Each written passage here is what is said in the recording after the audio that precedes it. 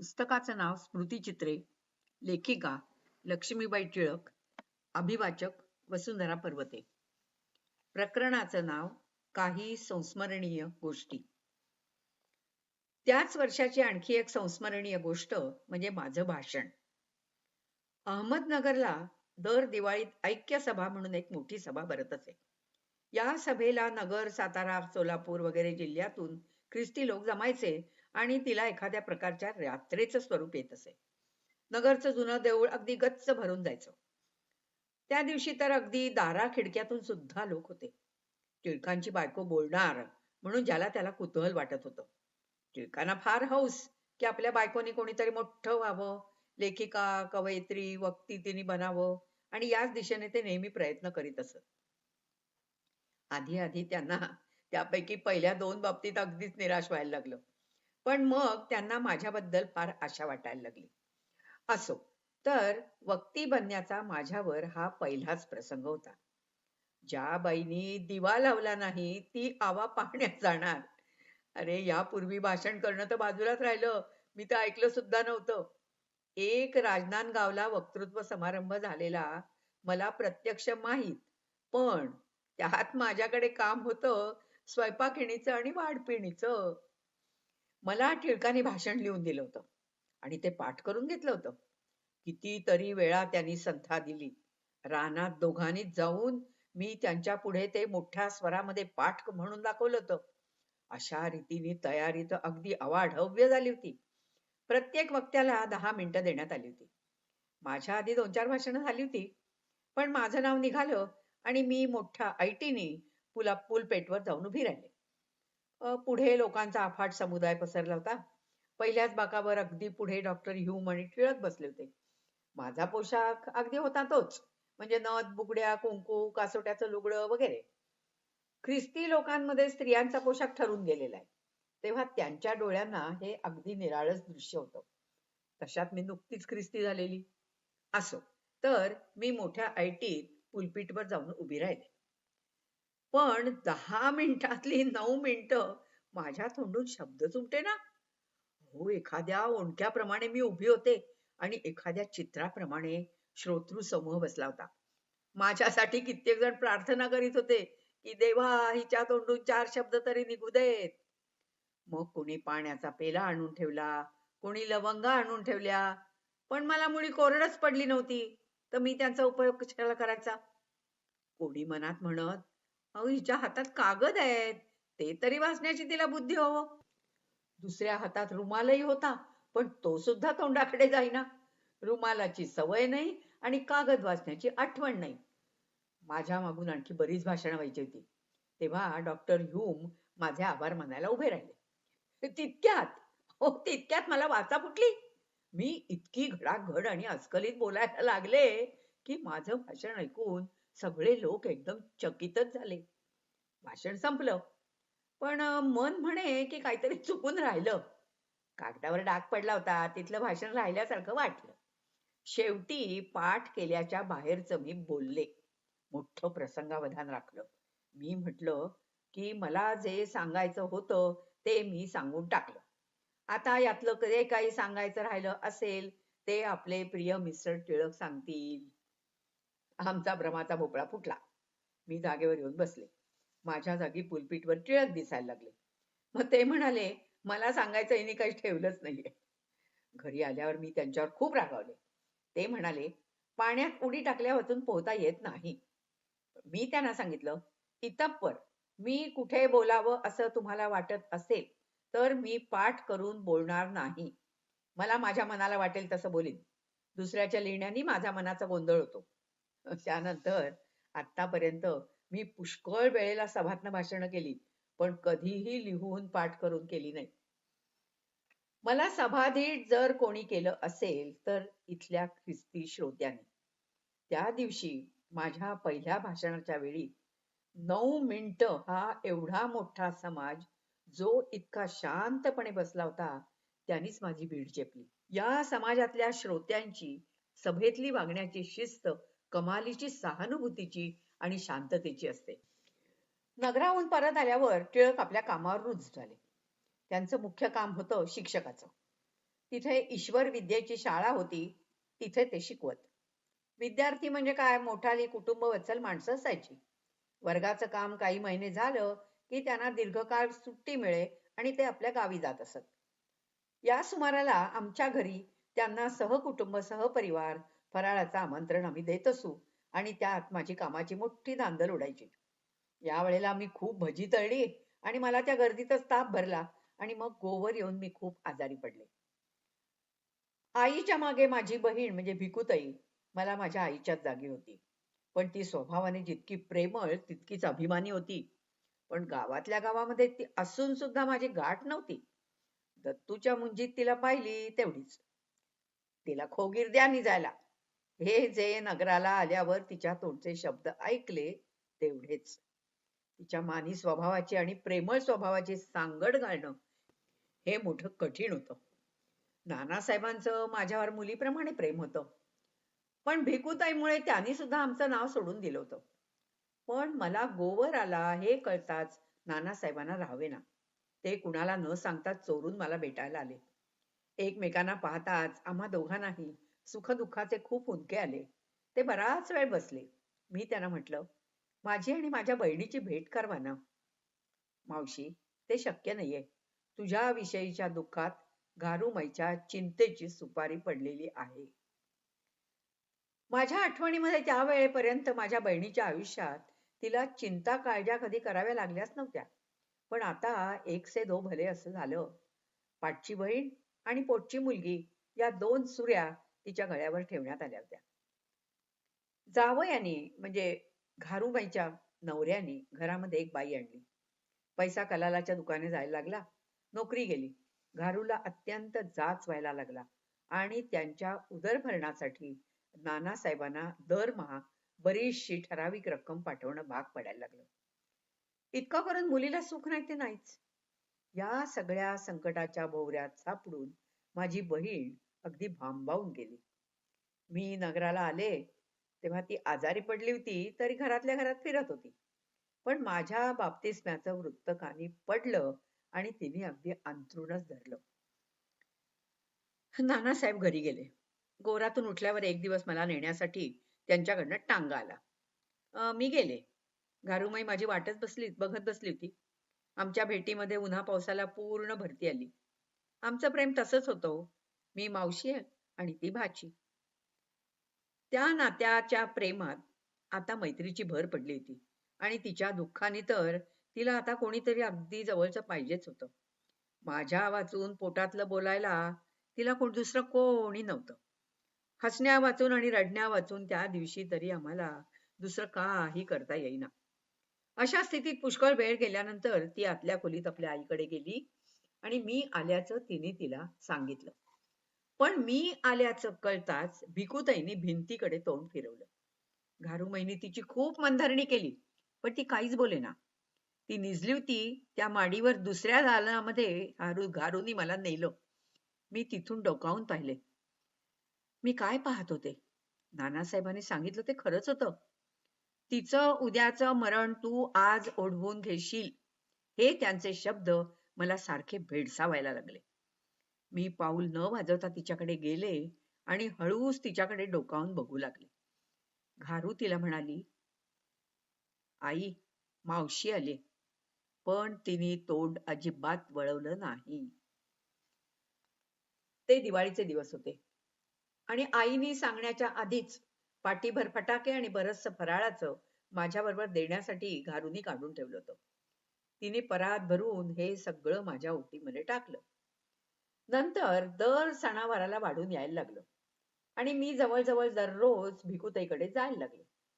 दत्तू सुद्धा माझ्याबरोबर यायचा. हौशी पण यायची कधी कधी.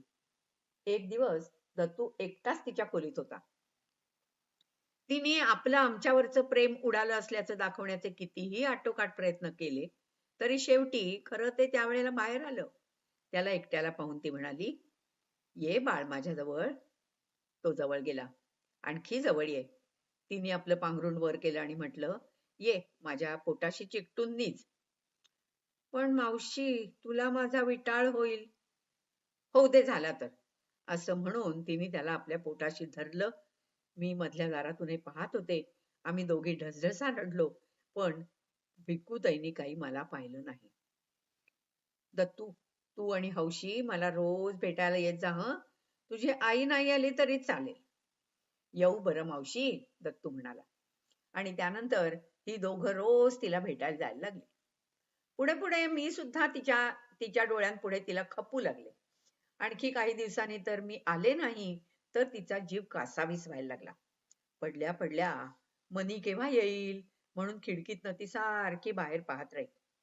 मी आता कधी कधी रात्रंदिवस तिच्याकडे राहायला पण लागले आणि टिळकही रोज तिला येऊन भेटायला लागले. ज्या बहिणीला खोगीर द्यायला तिने सांगितलं होतं त्याच बहिणीला आता कोणी नुसतं जाजमनी जायला दिलं तर ते तिला खपेनासं झालं. ती म्हणे, का ती का वाटेवरची चोर आहे, तिला चांगला बिछाना द्या नि जायला. माझ्याविषयी कोणी काही बोललं तर तिला फार वाईट वाटायचं. ती त्याची चांगली खरमरीत हजेरी घेई. एक बाई एक दिवस तिला म्हणाली, का इतकं करून शेवटी बहीण निघून गेलीच ना. भिकुताईंनी तिला चटकन गप्प केलं. निघून गेली म्हणजे काय, कुणाचा हात धरून गेली की काय माझी बहीण. बेबीला मी तिच्याकडे घेऊन जायचे, तिचंही ती कौतुक करी. एक दिवस तिने उचलून घेतलं आणि म्हणाली, अगं किती जड आहे ग तुझी पोरगी, मला उचलतच नाहीये. पण खरं सांगायचं तर तीच फार क्षीण झाली होती. पोरीला उचलून घेणं तिच्या शक्तीबाहेरचं काम होतं. माझ्याबद्दल पुढे पुढे तिच्या मनात काहीही किलमिश राहिलं नाही. ती म्हणे, मने फार उत्तम झालं हो तू गेलीस ते. आता माझी एक मोठी काळजी सुरू झाली. टिळक आता पहिल्यासारखे अस्थिर राहिले नव्हते, तेव्हा तिला आमच्या नव्या संसाराकडे पाहून आनंदच व्हायचा. माझ्याबद्दल मनात आता काही राहिलं नसलं तरी एक गोष्ट मात्र परत मिळाली नाही. ती म्हणजे तिची सुदृढ प्रकृती. ती अधिकाधिक क्षीण होत चालली होती. शेवटी तिला आपल्या जन्मभूमीला तरी बरं वाटेल म्हणून नाशकाला नेण्याचं ठरलं. मी स्टेशनवर तिला पोचवायला गेले होते तेव्हा तिने हेच उद्गार काढले, मने फार चांगलं केलंस हो तू आपल्या नवऱ्याकडे गेलीस ते. त्यानंतर उन्हाळा आला. टिळकांच्या महाबळेश्वरच्या वारीचे दिवस आले. पण या वर्षी महाबळेश्वरला न जाण्याचं त्यांनी ठरवलं, कारण त्यांच्या पुढे कामाचे डोंगर पडले होते. अहो, काम मिशनचं नव्हतं, लोकांचंच होतं. दुष्काळामुळे लोकांचे धंदे अजिबात बुडले होते. त्यांना सहाय्य करण्याच्या खटपटीमध्ये टिळक होते. कुणाला तगाई मिळवून दे, कुणाला माग घेऊन दे, कुणाला कपडे वाट, आणि हा सगळा पैसा त्यांनी स्वतः दारोदार हिंडून मिळवला होता. त्यांचं काम पाहून सरकारातून सुद्धा त्यांना सहाय्य मिळालं होतं. कोमटी भाजीवाल्या वगैरेंना 4, 6, 10 रुपये देऊन त्यांचे धंदे त्यांनी उभे केले. त्यांच्याकडे लुगडी वाटण्याचं पण काम होतं. यामध्ये एक बाई रोज रोज निरनिराळ्या पेहरावाने येऊन 4 लुगडी उपटू लागल्याचं त्यांच्या निदर्शनाला आलं आणि त्यामुळे बायांची जुनी लुगडी ठेवून घेण्याचं काम माझ्याकडे आलं. पैशाचं आणि कपड्याचं हे जोखमीचं काम टिळकांच्या अंगावर पडल्यामुळे आणि त्यांना पैसा नीट सांभाळता येत नाही अशी माझी ठाम समजूत असल्यामुळे मी बनले होते खजिनदार आणि त्यामुळे मला सुद्धा घर सोडता येईनासं झालं. या भयंकर दिव्यातून बाहेर पडायला मला 3-4 महिने लागले. त्या अवधीमध्ये मला बहिणीकडे जायला वेळच झाला नाही. पुढे ती नाशकाला गेली, त्यामुळे काहीच कळेना. दुष्काळ मवाळ होऊ लागताच माझ्या बहिणीची काळजी माझ्या मनामध्ये जास्त वाढायला लागली. टिळकांकडून मी पत्रावर पत्र टाकायला लागले, पण पेन्शनचं काही उत्तरच येईना. जो भेटे त्याला मी आपलं वेड्यासारखी माझ्या बहिणी संबंधी विचारी. एक दिवस एक गृहस्थ सहज आमच्याकडे आले असताना मी विचारलं. ते म्हणाले, अहो तुम्हाला माहित नाही का? नाही, काय? मला तिची फार काळजी लागते. हो, त्यांना तर 10-12 दिवस झाले जाऊन.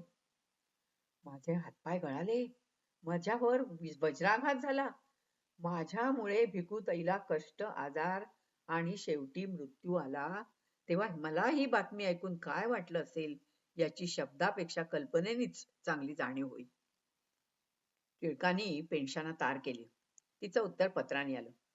माझी रजा संपली, मी 2 दिवसात येतो.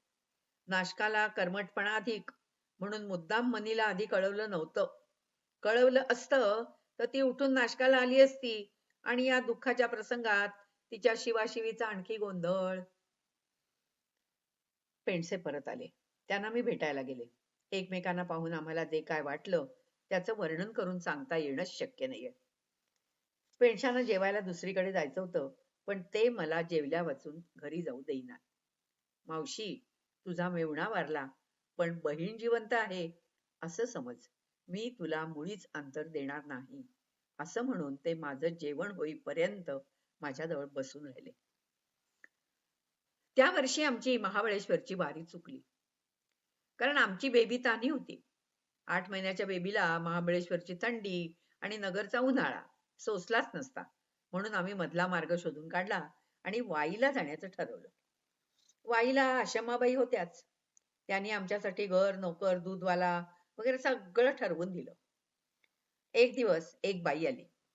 ख्रिस्ती लोकांमध्ये आता मी 1 वर्षाच्या वर दिवस काढलेले होते आणि त्यामुळे त्या समाजातले पुष्कळ रीतिरिवाज माझ्या ध्यानात आले होते. बाई आल्याबरोबर मी उठून तिचं स्वागत केलं. शेक हँड करण्यासाठी हात पुढे केला. खुर्ची पुढे सारली, पण बाईनी आपला हात पुढे केला नाही आणि ती घरात पण आली नाही. तिने विचारलं, साहेब कुठे आहेत? मी म्हटलं ते बाहेर गेलेत. त्यांनी मला कामाला बोलवलंय. मी म्हटलं आमच्या इथे काही काम नाही. मला मोठं आश्चर्य वाटलं. ही बाई काय काम करणार? घरामध्ये कामाला 2 माणसं होती. आम्ही नगरूनच आणली होती. मग काय, बाई गेली. मला खूप आश्चर्य वाटलं. बाई काय विचित्र आहे. अहो घरातच आली नाही, शेक हँड केला नाही आणि तिच्या अंगावर दागिने तरी किती. सरी, पाटल्या, पुतळ्यांची माळ, नाका कानातलं. अहो नेसू लुगडं चांगलं 15-20 रुपयाचं. ही बाई आमच्या घरी काम काय करणार? असेल काहीतरी लिहिण्याचं काम वगैरे, असं म्हणून मी मनाची समजूत करून घेतली. संध्याकाळी टिळक आले आणि विचारायला लागले, भंगीण आली होती का? मुलींचे मळके कपडे धुवायला तिला मी उद्यापासून बोलवलंय. माझ्या भ्रमाचा भोपळा फुटला. हो, ती भंगीण का होती? हो का? मी तिला बसायला खुर्ची दिली, शेक हँड करता हात पुढे केला, पण ती आपली गप्पच. मोकळं लुगडं नेसलेली असल्यामुळे ती कोणीतरी ख्रिस्तीच बाई असावी असं मला वाटलं. बरं, हातामध्ये मोहरेची अंगठी बघून हा बाई हिंदू वाटत होती, म्हणून माझा असा घोटाळा झाला. तुला असं का वाटतं की फक्त तुझेच लोक तेवढे स्वच्छ राहतात? मग शेवटी दुसऱ्या दिवसापासून ती कामाला यायला लागली. अंगण झाडणं, मुलांचे कपडे धुवून आणणं वगैरे कामं करायला लागली. मी एक दिवस तिला विचारलं, काय गो, तू इतकी स्वच्छ आणि नीटनेटकी दिसतेस, तसं तुझं घर आहे का स्वच्छ? बाई, अशात चालता का माझ्या घरी? नाही तर तुम्ही म्हणाल मी आधी झाडून सारवून मग तुम्हाला दाखवते. चला अशाच्या अशाच. मग ती मला घेऊन तिच्या घरी गेली. ती वस्ती कोणत्या लोकांची होती याची मी चौकशीच केली नाही. पण तिथली घरं, दारं, रस्ता अगदी स्वच्छ होता. तिच्या घराचे दरवाजे मोठे होते. आतमध्ये ताट, वाट्या, पाणी पिण्याची भांडी अगदी चकचकीत. घरामध्ये केरपोतेरं केलेलं होतं. भांड्यांची पुडं घेतलेली, अंगणात सडा टाकलेला, दारी तुळशी वृंदावन. सगळं बघून मी आश्चर्याने थक्क झाले. स्वच्छता आणि टापटीप ही जातीपेक्षा व्यक्तीवर आहेत, असं जे माझं मत होत होतं ते आणखी दृढ झालं. या क्षेत्राच्या ठिकाणी कोयना कृष्णांचा संगम होतो. तसंच माझं झालं. मी त्या भंगिणीच्या गळ्यात मिठी मारून विचारलं, का ग, तुम्ही आमच्या हातचं खात का नाही? ती म्हणाली, बाई, आमची जात नावं ठेवते ना. मग मी म्हटलं, आता तू माझं घर पाहिलंयस, मलाही पाहिलंयस, आता हरकत नाही ना? ती म्हणाली, बाई, माझ्या हातचं खाल तुम्ही? मी म्हणाले, हो, काय झालं त्यात? झालं. म्हटल्याप्रमाणे त्या भंगिणींनी फराळाचं करून आणलं. टिळक महाबळेश्वरला डॉक्टर ह्यूमना गेले होते भेटायला. मी ते फराळाचं घेतलं. घरामधले नोकर चाकर कुरकुर करायला लागले. मी त्यांना सांगितलं, तुम्हाला नको असेल तर माझा आग्रह नाही. मी आणि माझी मुलं खाऊ. आणि दत्तू, हौशी आणि मी आम्ही तिघांनी ते फराळाचं खाल्लं. आपल्या हातचं या बाईनी इतक्या प्रेमाने खाल्लं म्हणून त्या भंगिणीलाही आनंद झाला. टिळक दुसऱ्या दिवशी परत आले. त्यांना हे जेव्हा कळलं तेव्हा ते म्हणाले, तू तर माझ्याही पुढे गेलीस. वाईहून परत आल्यावर मी हौशीसारखीच आणखी एक मुलगी घेतली. आता आमचा संसार खूपच वाढला होता. हौशी, दया, तारा, बेबी आणि दत्तू इतकी मुलं घरात होती. दुष्काळाने आता अतिशय उग्र स्वरूप धारण केलं होतं. त्यात मिशनला काही तूट आली आणि काहीतरी होऊन त्यांनी 22 मुलं बोर्डिंगातून काढून टाकली. टिळकांना ही बातमी कळताच त्यांचं अंतःकरण कळवळलं. ते माझ्याकडे आले आणि म्हणाले, मिशननी अशी अशी 22 मुलं काढून टाकली आहेत. ती अन्न अन्न करून मरतील. आता काय करावं? त्या दिवशी आमच्याकडे शिल्लक ₹1.25 आणि घरात साठवणीमध्ये 1.25 ज्वारी होती. पण आमची सगळ्यात मोठी शिल्लक म्हणजे देवावरचा विश्वास. ती मात्र एकदम भरपूर होती. आम्ही दोघांनी जमिनीवर आपली मस्तकं ठेवून मनोभावे परमेश्वराची प्रार्थना केली. दोघांनी एकमेकांना वचन दिलं की आपलं अन्न आणि या मुलांचं अन्न यात काही फरक करायचा नाही. दत्तूला बोलावून आम्ही आमच्या जवळ घेतला. त्याला सांगितलं, बाळ, पहा तुझे भाऊ आज उपाशी रानावनात फिरतायत. आम्ही त्यांना आपल्या घरी आणणार आहोत. ते जे खातील ते तुला खावं लागेल. खाशील ना? दत्तू म्हणाला, हो. मी त्यांच्याबरोबर जेईन, खावीन, भांडणार नाही. आणि पुढे मुलं आल्यावर ती जाईपर्यंत ती जे खात तेच अन्न दत्तूनी खाल्लं आणि आपलं वचन पाळलं. मुलं आली. आता आमच्या पुढे मोठा प्रश्न येऊन राहिला. तो म्हणजे हौशी आणि दया यांचा. त्यांना कुठे ठेवायचं? पुण्याला टिळकांनी सुंदराबाई पोवार यांना मुली शाळेत घेता का असं विचारलं. आणि त्यांनी ताबडतोब मुलींना पाठवून देण्याचं कळवलं. मग दोन्ही मुली ताबडतोब पुण्याला रवाना झाल्या आणि मुलगे घरी आले. याच सुमाराला एका मुलाला म्हणजे भिक्याला टिळकांनी घेतलं. भिक्या खूप लहान होता. तो सगळ्यांना खूप आवडायचा. त्याचा आपण एक शास्त्री बुवा बनवू असं टिळक म्हणायचे. पण तो अत्यंत मठ्ठ होता. त्याच्या मठ्ठपणाला कंटाळून टिळक रोज त्याला बडवीत असत. त्याला रामही म्हणता येत नव्हतं. रोज पहाटे 4-5 वाजता उठून टिळकांनी त्याला संथा द्यावी, पण त्याचा काहीही उपयोग होत नसे. क्रमशः